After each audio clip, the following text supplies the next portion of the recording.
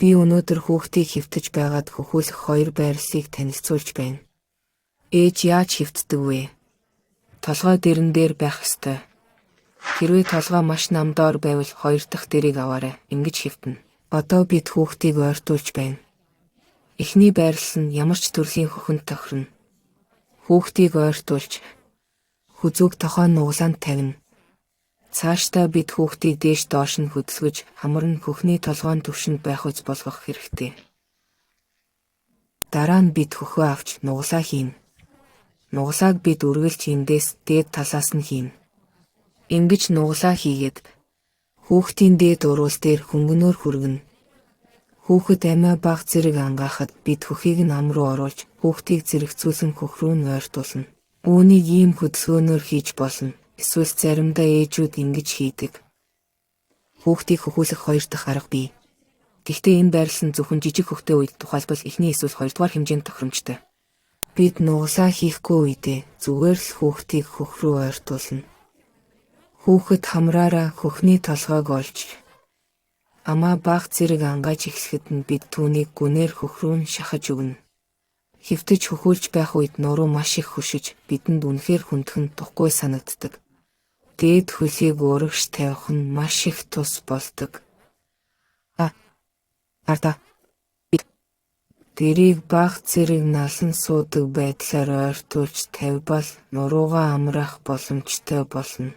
Одоо би хүүхдийг хөхөнд нь байгалийн байрлалаар ойртуулах аргыг үзүүлж байна. Үүнийг зөвхөн хөхөөр хооллох үед төдийгүй эпизотоми хийсний дараа ч ашиглаж болно. Энэ байрлалаар бид хүүхдийг ингэж хөхөнд ойртуулж болно. Хоёр дахь нь бид хүүхдийг ингэж ойртуулж болно. Тэгээд тэр дээрээсээ хөхөнд наалдаж бүр ингэж болно.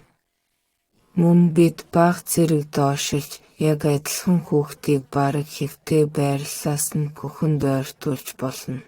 Хүүхдийг байгалийн байрлалаар хөхүүлэхийн тулд бид түүнийг ингэж хэвтүүлнэ.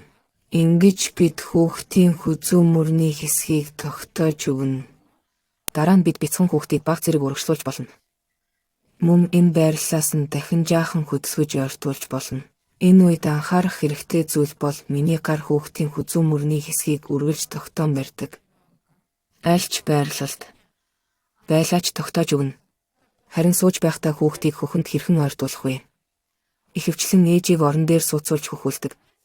Энэ үед хамгийн чухал нь дэрнүүдийг зөв байрлуулж танд тухтай байх нөхцөлийг бүрдүүлэх явдал юм. Гар унжиж ядархаас сэргийлэхийн тулд өөр дээрээ дэр тавьбал маш тохиромжтой. Тэгээд бид хүүхдийг ингэж авч дэрэн дээр тавина. Ингэснээр гар маань унжихгүй.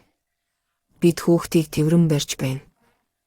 Дахин хэлэхэд хүүхдийн хүзүү мөрний хэсгийг бид тогтоон барьж байна.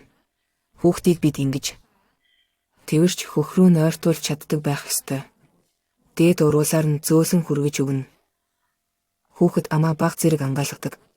Хамар нь хөхний толгойн түвшинд байна. Бяцхан хүүхэд толгойгоо бага зэрэг хойш налуулдаг. Тэгээд бид хүүхдийг хөхөнд ойртуулж өгнө.